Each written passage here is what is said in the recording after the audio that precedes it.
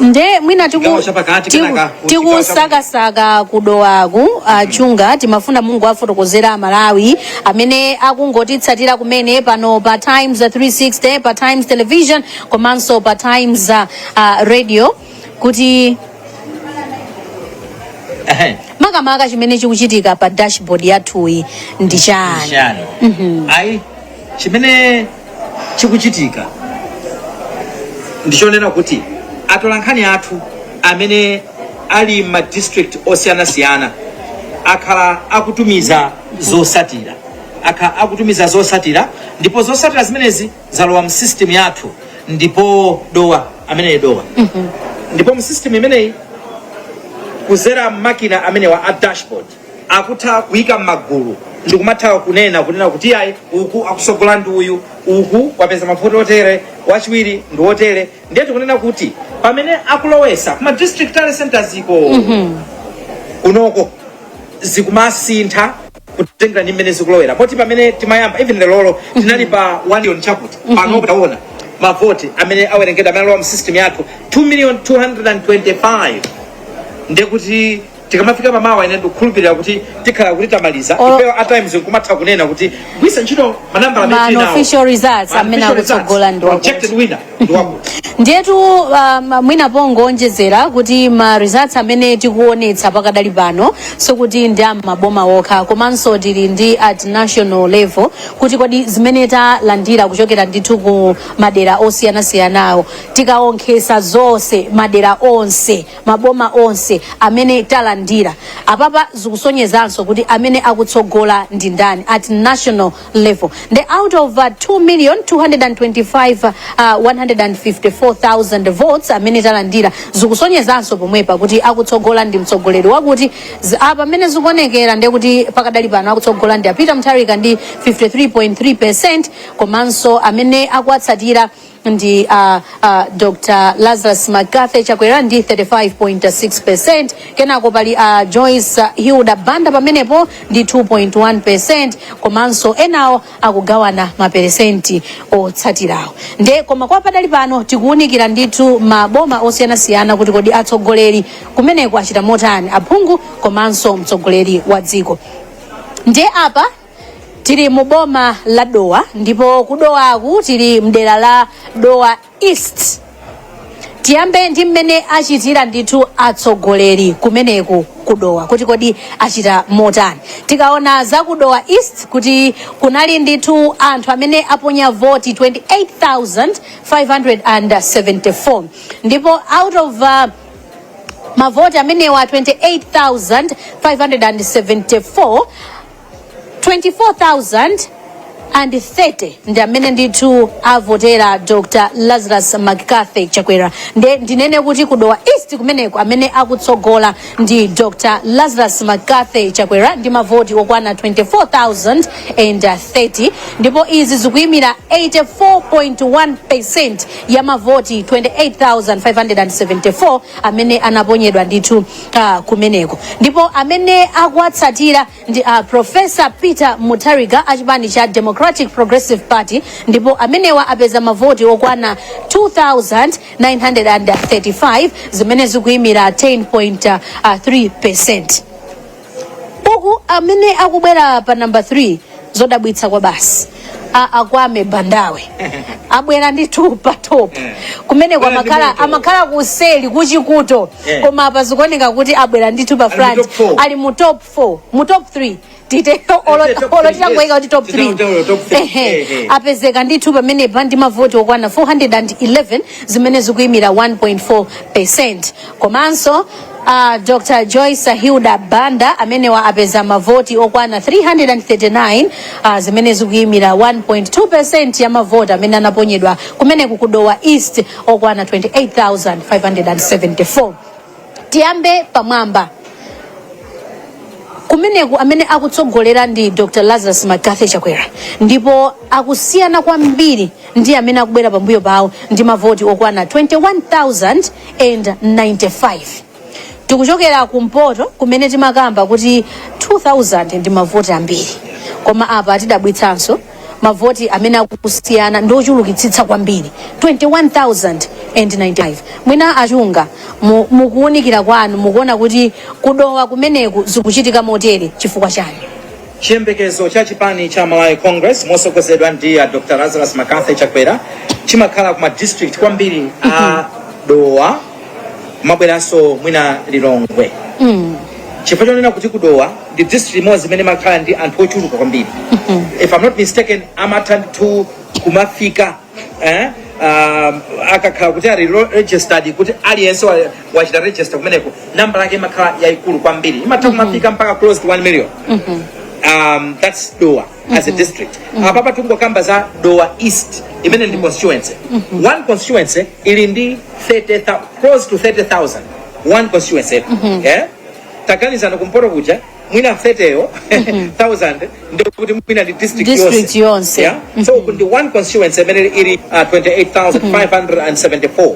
However kandolena kuti consistency atakhala kuti akumamenya choncho ndikumatenganso kuma district ena mafigura akulu ndiye kuti sitakathandiza koma ngati mwina kuja azisalira kwambiri even atamenya ukuku a big figure ndopezeka kuti mwina zovutirapo kuti achite catch up mwina kwa apita Mutharika. However tinemote kunena kuti iwo akumeneku ndiye amenya chifukwa gap ndiye yaikulu aswa kumeneku kumeneku ndaswa ndi akumenya kusogola ndi 21,000 simasewera 21,000 imene manena ndi district ina itukumaliza district yonse imene ndi constituency imeneyo pomwe Peter Mutharika pachiwiripo atenga 10% ya kumeneko ndipo Kwame Bandawe imene onenera very interesting kuti 411. Now akha number 3 indeed koma statistically number yawo ndiyo chepa kwambiri because ni 411 tikamba tizonera kuti kumeneko kuli mavoti 28,574. So 411 ndiyo chepa ukawerengesera pa 28,000 koma mukaona in terms of lining up muonadi kuti kumeneko iwo ali pa number 3 and tumanena kuti ayesesa komanso tikamutengera candidate yes tikhoza kunena kuti iwowa ayesesaso Kwame Bandawe tikatengera zomwe zinachitika ndi running mate wawo komanso ndi anthu aja kuti sitinamve kuti apita ukachita kampeni atuluka akutere so kupeza 411 it's very encouraging. No, very encouraging indeed for him ndipo achinyamatawa tiona kuti urakhala nyamata anthu ndikhulupirira kuti anthu apita kale kwa iwo big 2030 chinthu chimusateka chinthu musateka Malawi anthu andali ama kuzungulira big inatakaniza na 411 kukuvoterani kudowa East sangama kambeso za 411 koma big kudowa East mpaka inuyo pa number 3 pa top 3 ai chinthu chimutenga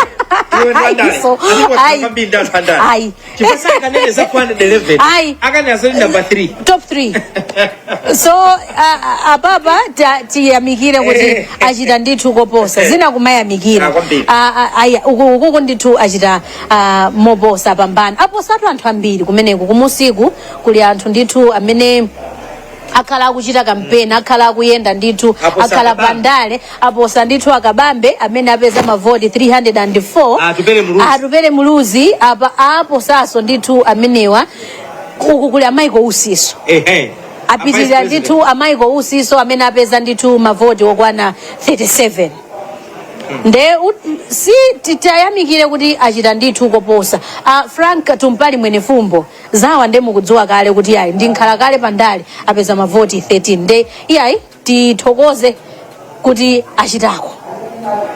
Mwina tipite sopano ku mbali ya Phungu komweko ku Dowa East mmeneko kwa Richard Chimwendo Banda amene ali Secretary General wa chipani cha Malawi Congress Party ndiye iwowa atenga mavoti 25,111 mande kuswali kumene kunde achita ndipo 86.3%.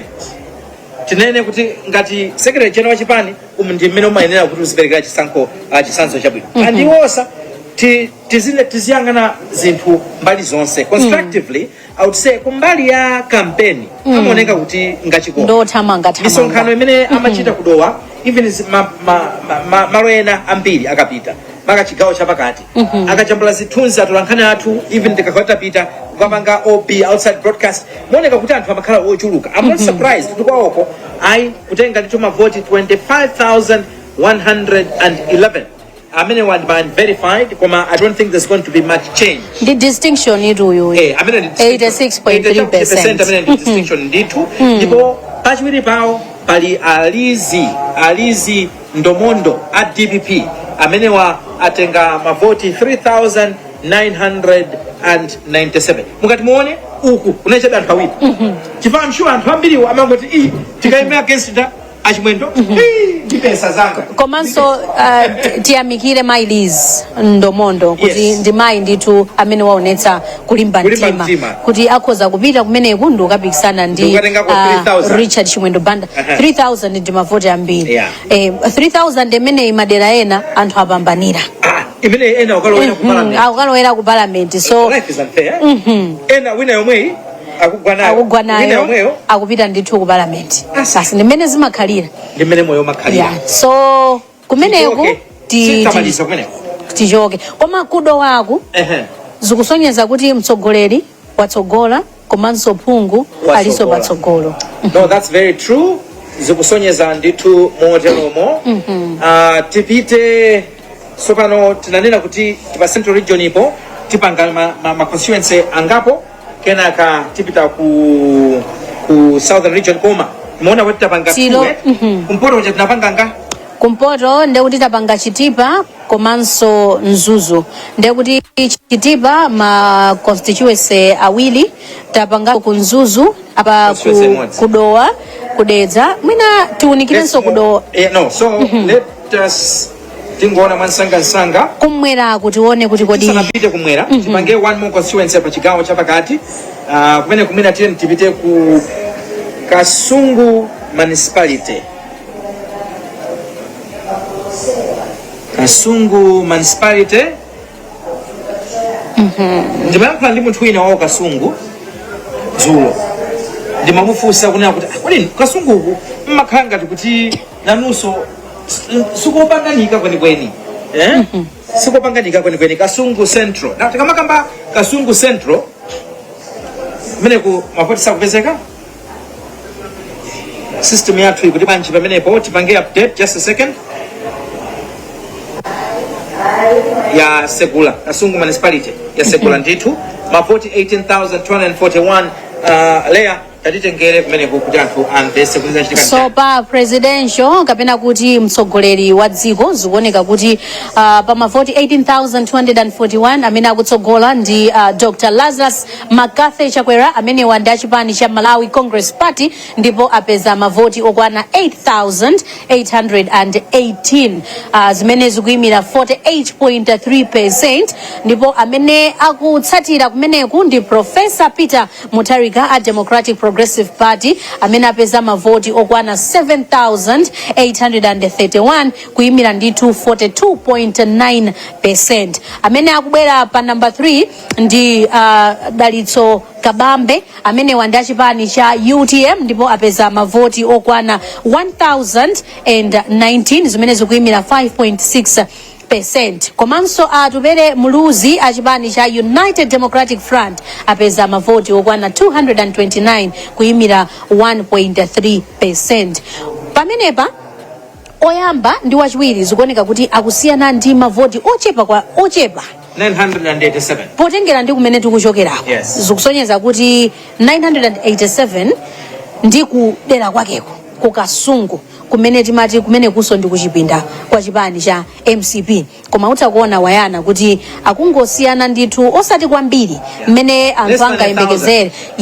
Ndi Professor Peter Mutharika kumeneku anthu amakonda kwambiri ulimi ku Kasungu ndipo ulimi wake ndi wafodya. Kuna ngati kuti zimenezi zachitika chifukwa chani?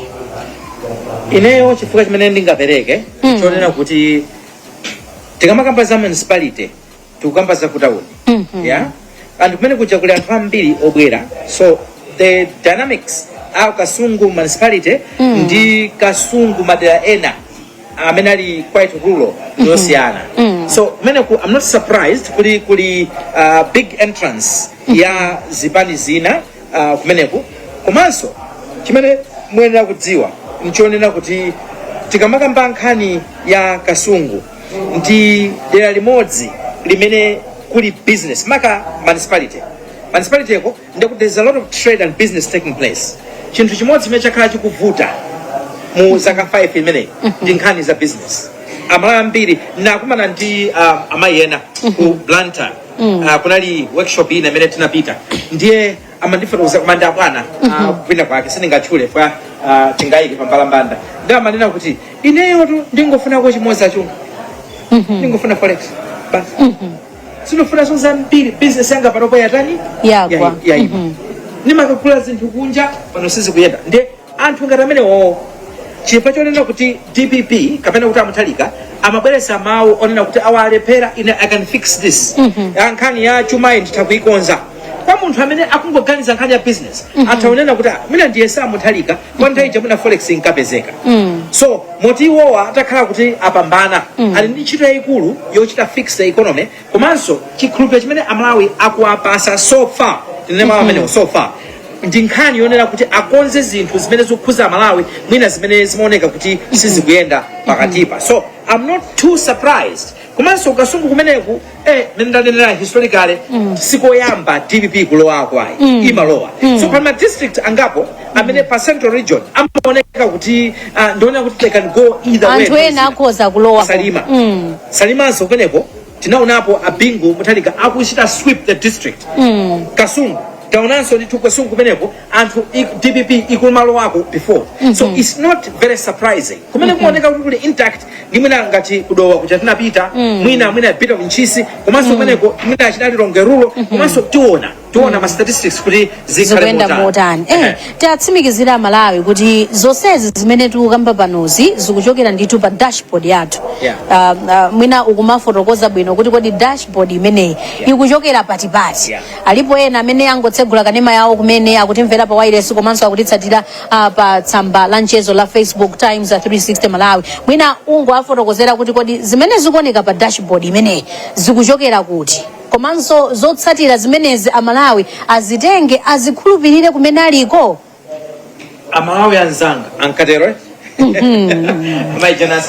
Amalawi anzanga manambala amenewa sikuti ifeyo tangoaganizira kapena kuti kungolota ayi tinali ndi atolankhani athu mzigawo zonse za dziko lino makamaka ma districts ndipo kumeneko iwowa akutitumizira ma results or amene akuchokera kuma district tally centers iwo anayamba ma polling stations kenaka ndikumafika mpaka ma polling centers ndipo kenaka ma constituency tally centers ndikumatitumizira kunopo kulowesa makina a computer ndiye kugwisa ntchito dashboard technology takhala kusanja ndithu mothandizidwa ndi anyamata athu ena alimo muno kuli ndithu team special yongolowetsa data kuli anthu angapo amene sakumagona machito khala ma shift mone sisa kuti zonsatira zimene zikuchokera kumeneko ma district zilowe makina amenewa ndiye ifeyo tikumatha kuonesa sopano kuti mmene zikuonekera ndi zikuoneka motere ntchito ya dashboard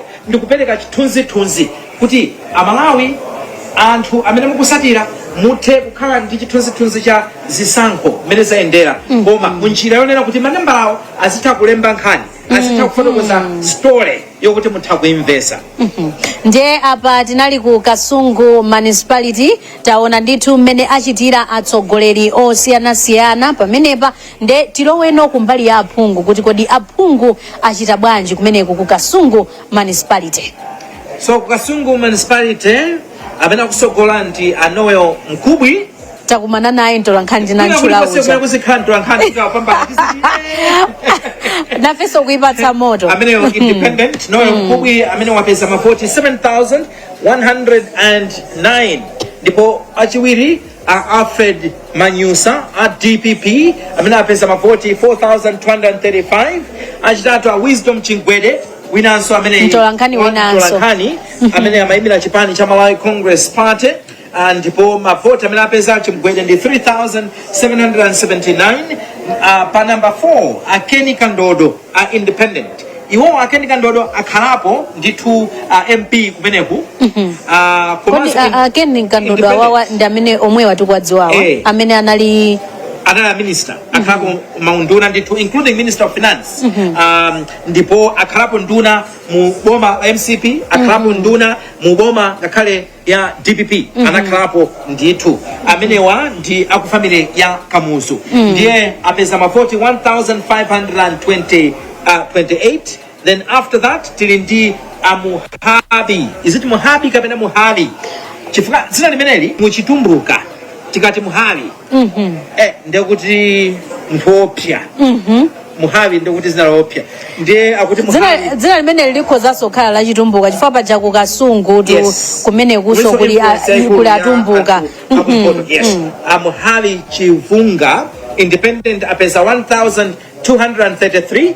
Kenaka ashupekire chavundikira UTM apeza mavoti 294 ndi Astede Banda amene wa Alliance for Democracy alipomalizira kumeneko ku Kasungu municipality ndi mavoti 202.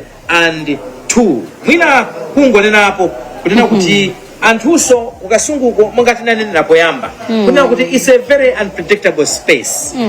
Kasungu has demonstrated before kuti imatha kusintha and it's not too surprising kuti mwina ndi mavoti mene ayendera. Ndima unofficial results koma